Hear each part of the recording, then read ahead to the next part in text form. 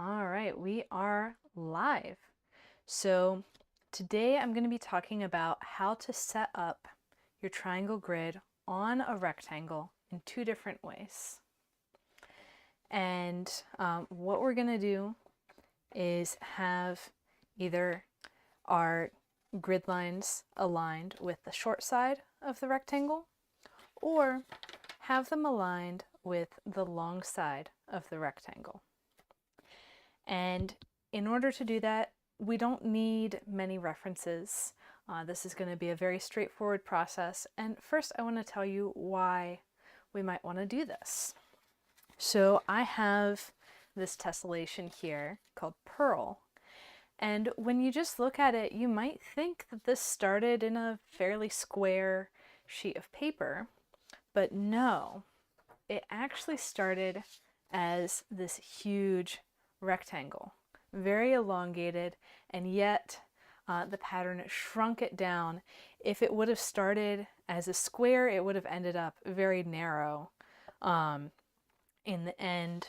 And so I decided to fold this piece on a rectangle, and I needed to know which way my lines were going to be aligned with the edges of the paper, because I knew that there was one direction, a direction perpendicular to grid lines, that would shrink a lot.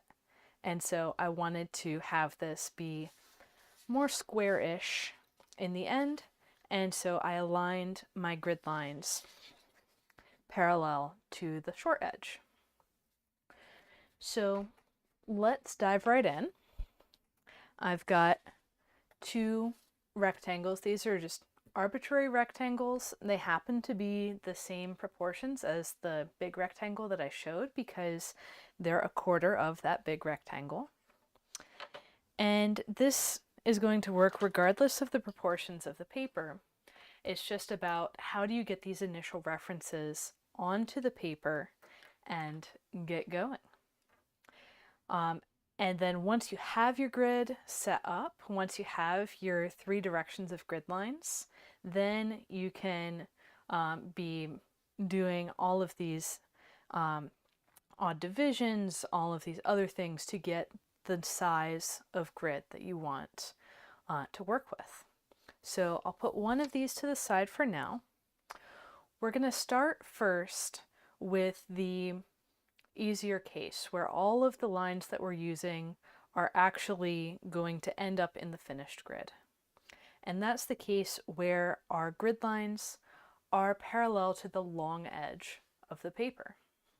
So I'm going to start by folding one long edge to meet the opposite long edge of my rectangle and fold hard all the way through. So I'll go ahead and mark this with my pen.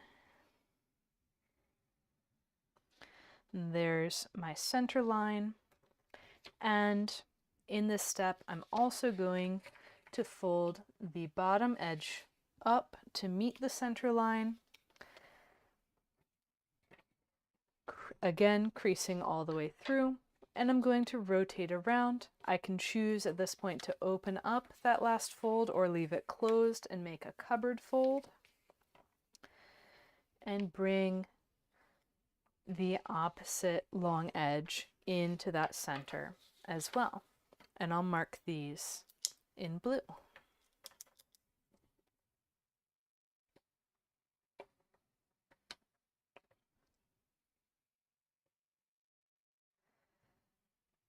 Now, you might be familiar with folding triangle grids on squares, in which case you know that we need to have this quarter reference across the square to start putting in our 60-degree angles. And that's exactly what we're going to do with the rectangles as well, just with slight variations for these two methods. So once I've got these three folds that form my quarters, I'm going to flip the paper over and reverse each fold in turn. Now that I'm here, I'm going to say, okay, I need to get my 60-degree angles in. Right now I only have 90-degree angles, and I need there to be a 60-degree angle here so that my new grid line is going off in roughly this direction. So this tells me that I'm going to bring this bottom corner to meet the bottom quarter line. And I'm going to make sure that the other end of my crease goes to this half point. So this is kind of the standard instructions for if you want to cut a hexagon out of a rectangle. This is how you would go about it. And with that fold in place, I'll mark these as red dashed lines, these initial folds.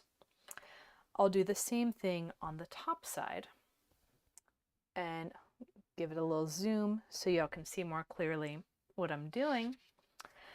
And I'm just rotating the paper so it's easiest for me to look at, so I can see that this corner is headed exactly towards that central fold, and the corner of the paper is landing precisely on the quarter line.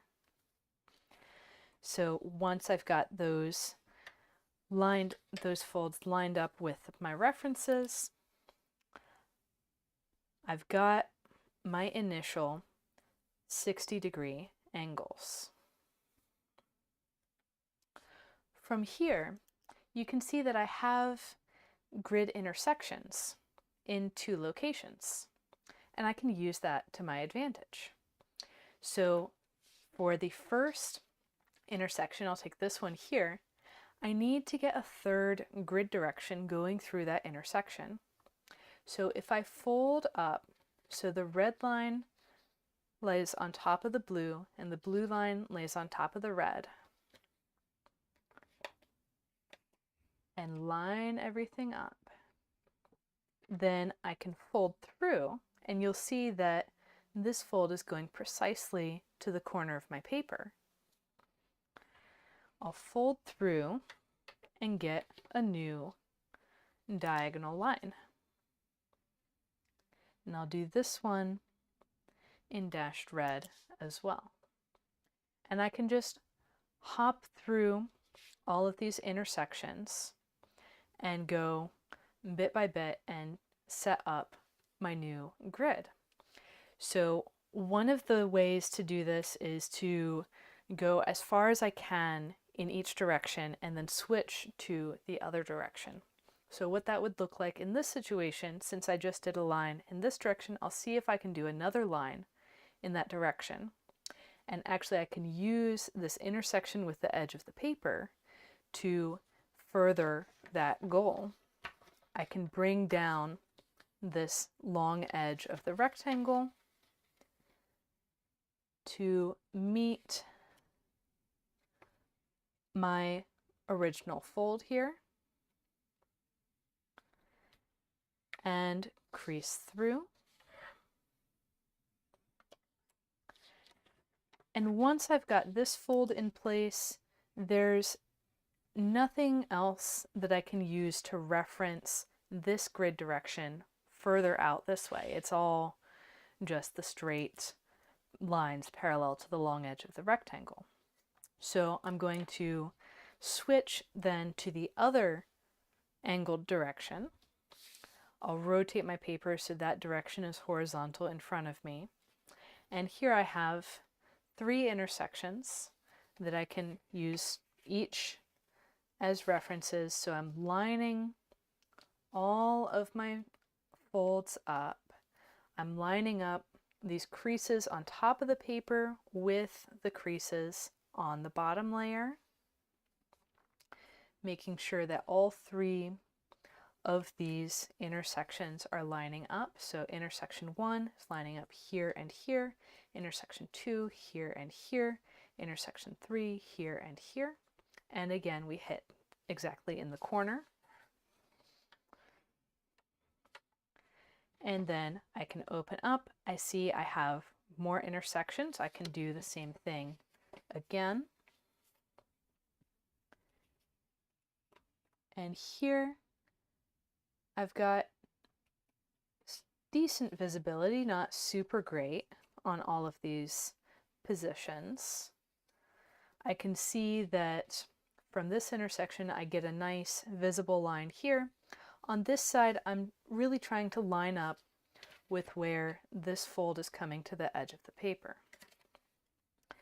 Likewise, at this edge, I'm trying to make sure that my new fold is meeting where an old fold intersects with the edge of the paper.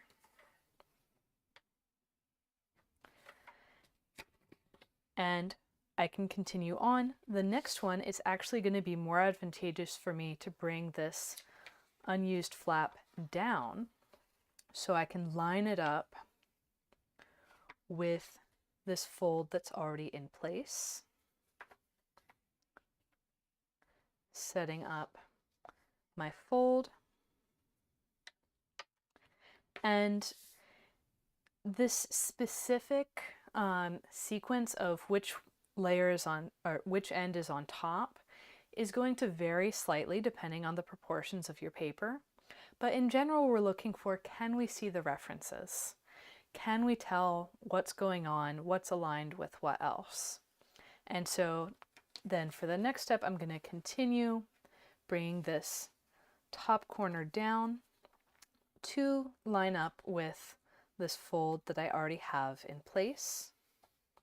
Crease through, and you'll notice that this time the fold comes close to the corner of the paper but doesn't hit it. So what we've got in this system is 3 edges where we have guaranteed grid intersections on the edge of the paper. We've got the 2 edges that our grid lines are running parallel to, and then the 3rd edge where we started the 60-degree angles. So you can see here, I don't have any more places to reference on this edge, but I do have lots of more places to reference on this edge. So then I'm going to act just like I did over here on the other side, bringing that top flap down, and I'll put some markings so we can see these lines that I'm going to be folding to meet.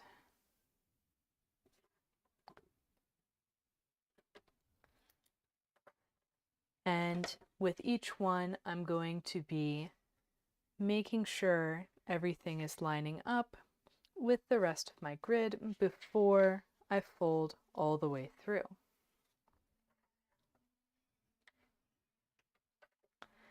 And I'm just moving on up. Every time I finish one, I'll jump up to the next mark where I can get good references for my grid. And I'm still using the overlying and underlying creases. I'm still looking, okay, is there alignment on this line? Is there alignment on this line? As I'm setting up and finalizing my folds.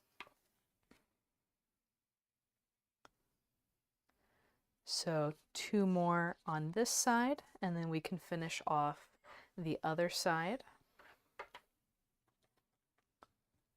And there's this teeny tiny corner right there before we return to the other diagonal direction, which now we have our new markings that we can use to finish up these divisions. So bringing this edge down, I make sure that the overlying and underlying creases line up. Making sure that these overlying and underlying creases line up is going to be the best way to ensure that you're folding a precise and accurate grid. That you don't end up with grid intersections that are around some triangle, but instead go exactly through specific points as they're intended to. So now we've got a triangle grid on our rectangle, oriented, aligned with the long direction. And I'm just going to reverse each of these creases that I put in, and we'll continue with the triangle grid aligned with the short direction. So reversing these creases is something that I do to make the grid easier to fold twists on in the future, and also easier to fold new divisions on immediately. So reversing these creases makes it really easy to pick up any of the creases as a mountain fold and use that mountain fold to come up and meet some other crease if you're, say, dividing each spacing in the grid in half. So there we finished up our long edge parallel grid.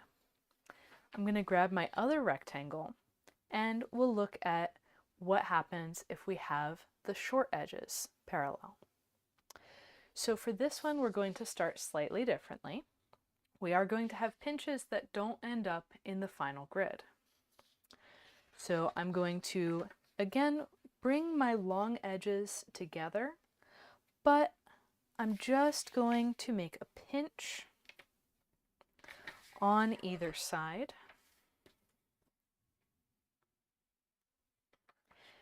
And then I'm going to bring, and I'll mark those for you.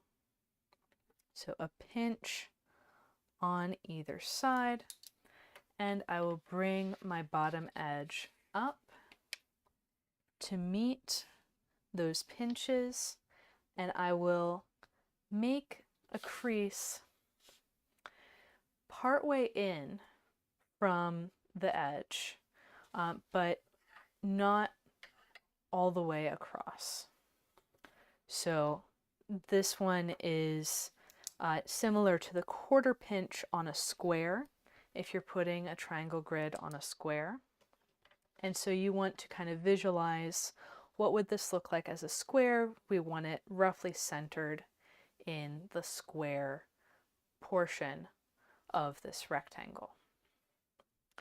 So then, how am I going to use this? I'm going to rotate my paper around so I'm folding up away from me. And I'm going to take the opposite corner of the rectangle. So not the corner nearest to the quarter like we did with the long edge aligned grid, but the opposite corner. I'm going to bring it up to meet that quarter pinch. And again, we're going to have the end of the fold coming exactly to that central line. In this case, it's a pinch. And once I've got this fold, I can use the fold itself as a reference for my next 60-degree angle. So what we did right here is create a 60-degree angle. Works on squares, works on rectangles, works anytime you've got some distance and right angles on a line between them. So next up, I'm going to rotate my paper around. I know that this is a straight edge, so if this angle is 60, this angle is 120. So I'm going to bring this bottom edge of the bottom half of the short edge up to meet the fold that I just made.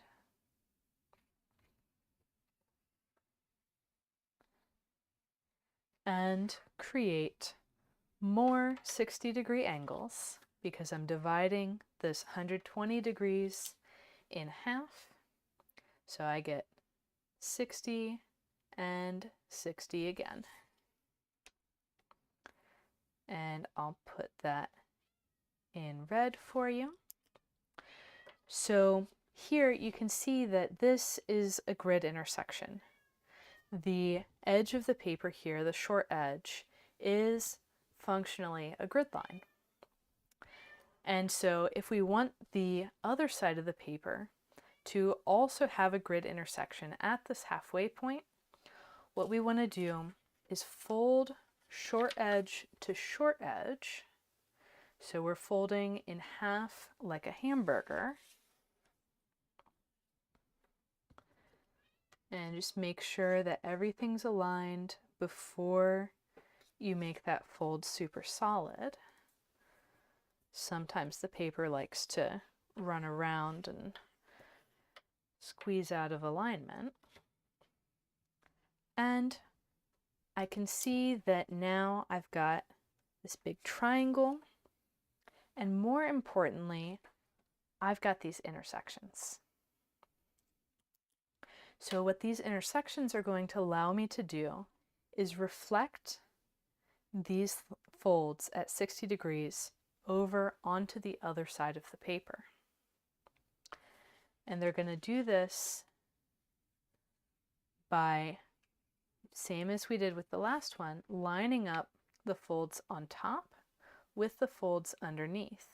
Now, these folds on top are really small, and we really want to hit alignment with that center pinch on the other side. So I do recommend using both pieces of information as you align this fold.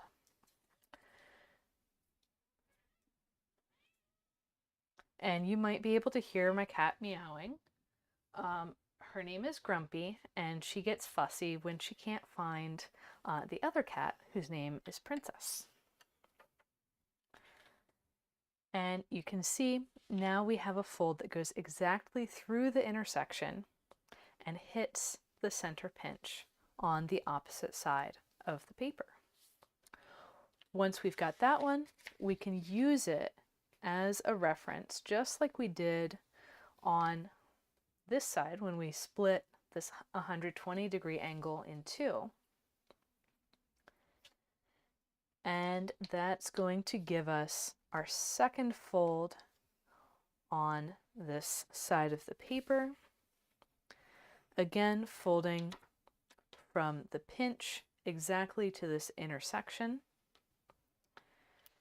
I'll draw both of these lines so they show up more clearly. And that is all you need to fold a triangle grid onto a rectangle. So this is the setup that I used for the pearl tessellation. And you can see there's all of these grid lines that are going horizontal here. And so when I folded this one, I decided, oh, I want to have 96 divisions from top to bottom. Well, what's 96 when you factor it? It's 3 times 32. And 32 is a power of 2. So that works out pretty well. I can just use this triangle. All I need is one triangle to divide a triangle in thirds, and then do my divisions from there. Now, what I didn't realize when I was setting up the grid for this tessellation is that I actually did want 96. I thought that I wanted 64. And so I got like 8 divisions in, and then I decided to go for 96. And I had to do thirds when I had a lot of grid already on the paper. And so, as y'all saw before, with this grid, one shortcut, if you want to do an odd division and you don't want to end up with all of these lines, you don't want to end up with quarters already when you go to do your odd division, would be to recognize that, hey, bringing this corner to the quarter line is exactly the same mathematically as bringing this fold from the corner to the center line. And that way you can cut down on the number of folds that you're making before you do your odd divisions. So that's all for today. That was a fairly quick teaching for me. Usually I go at least an hour. And I'll be back again next week. I haven't quite decided the topic, but it'll be on origami tessellations and how you can fold them or learn about them or just see all of these crazy things that I do with a single sheet of paper. So that's all for today. And I'm glad that y'all are watching and enjoying. This specific paper, there was a question in the chat, this specific paper is Skytone from Mohawk, and I'll drop a link in the description once the replay's over of how you can get your hands on that, because it's not something that's available in most origami shops. So have a great day, y'all, and happy